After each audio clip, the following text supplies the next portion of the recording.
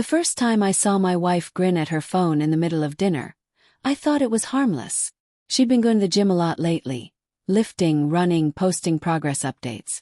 Just trying to feel stronger, she'd said, brushing off my teasing about her new obsession. I believed her. I wanted to. But that night, when her fork hovered in midair and her lips curled into a smile meant for someone else, something sharp twisted in my gut. "Who's that?" I asked, half joking. She looked up, startled, then shrugged. "Just my trainer. He sent me my workout stats. You wouldn't understand." Her tone carried that casual edge people use when they want to end a conversation before it starts. I let it drop, pretending it didn't bother me, but her laughter echoed long after dinner ended. Over the next few weeks, the small things started piling up. Her sessions got longer. She'd leave for the gym in her new leggings, and that tight top she'd once said was too revealing. She started wearing perfume before her workouts. When I joked about it, she smiled faintly and said, "It's about confidence, not attention." But attention was exactly what she was getting. One afternoon, while folding laundry, I noticed her gym bag still on the bed. Her phone buzzed inside. I froze, eyes fixed on the glowing screen. "Great progress today. You really nailed that form. Proud of you." It was signed with his name, Ethan. No emojis, just words. But there was something about that tone.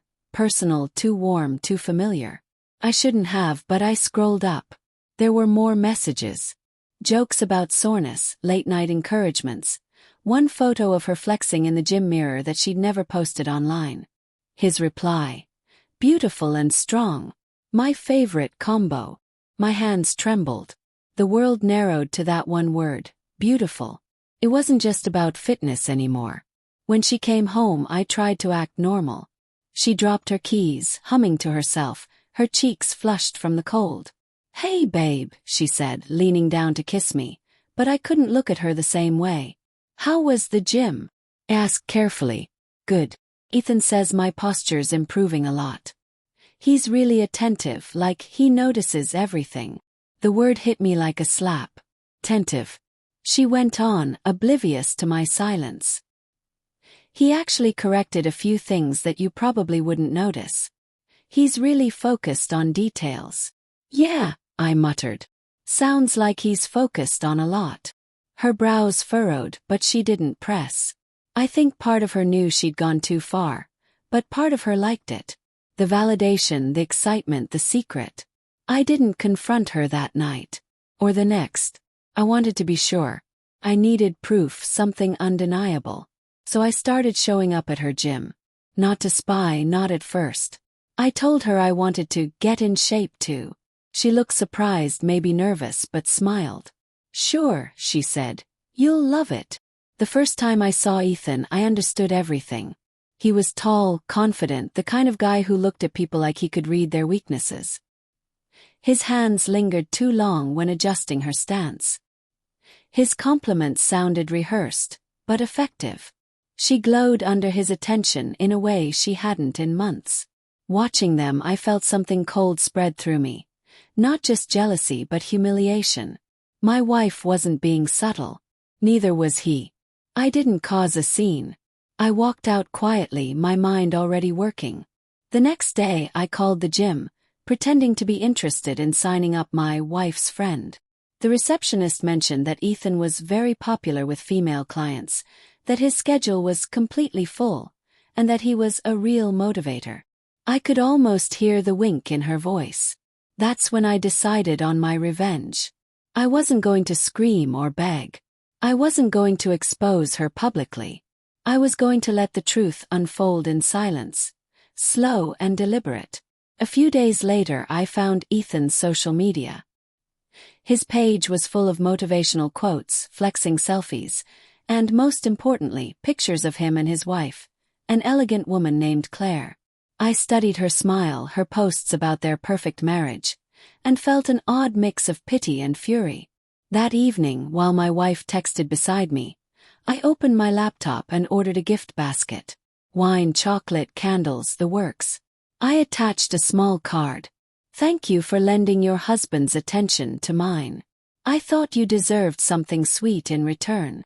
I signed it anonymously, but I knew she'd figure it out. The basket arrived 2 days later.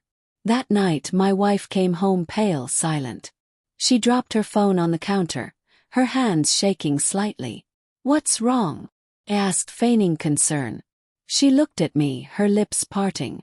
"Ethan's wife called him at the gym. She got some gift. A weird one. He's freaking out." "Oh," I said quietly. "What kind of gift?" She searched my face, suspicion flickering behind her eyes.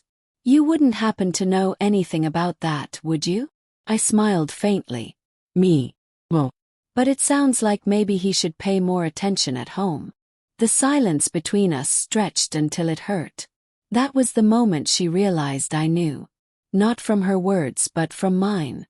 She turned away, whispering, "It wasn't what you think." I laughed softly, but it wasn't a kind laugh. "Then what was it, exactly?" She didn't answer. Over the next few weeks, things unraveled fast. She stopped going to the gym. Her phone stayed silent. Ethan left the training center, probably to deal with the fallout at home.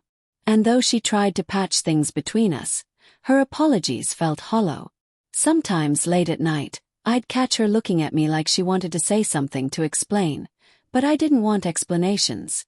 I wanted honesty, and that was something she'd already spent.